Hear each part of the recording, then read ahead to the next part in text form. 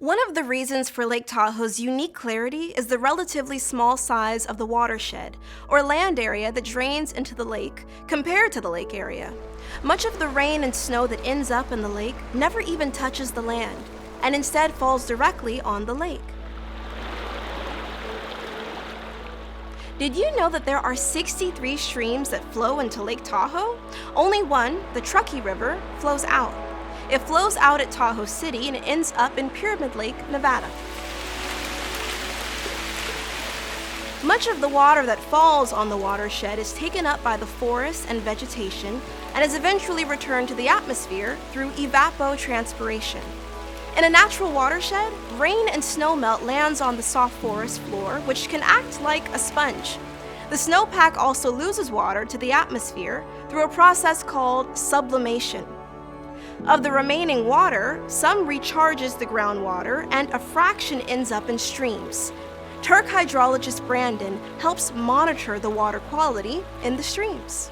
We sample the West Shore streams, collecting water to be analyzed in the laboratory for fine sediment and nutrient concentrations, which eventually end up in the lake. To get an accurate sample, we collect top to bottom and side to side in the streams.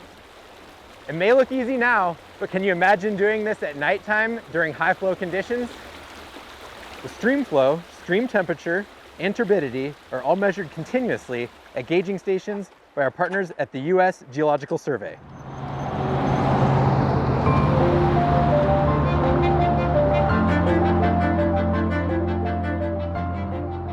Over 20% of the Tahoe Basin is urbanized, meaning that the previously vegetated landscape has been replaced by roads, buildings, concrete, and asphalt.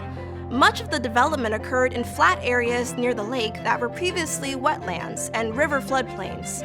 These elements of the hydrologic cycle are now greatly reduced.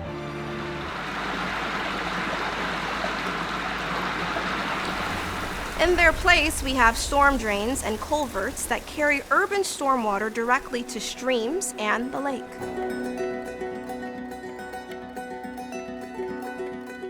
Lake Tahoe's climate has been changing over the last 100 years and is expected to change at an accelerating rate in the coming decades.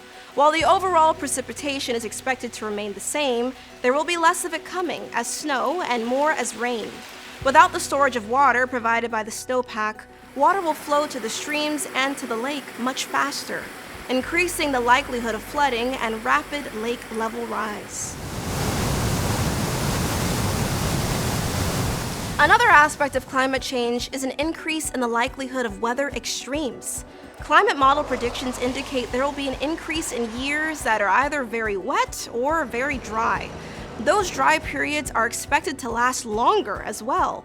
Droughts will place great stress on the forests and the ecosystems that they support, and further heighten the risk of catastrophic wildfire. To prevent the worst effects of climate change, we can make choices that are better for our planet. It is within our power to reduce the rate of climate change by taking immediate action to reduce our carbon footprint.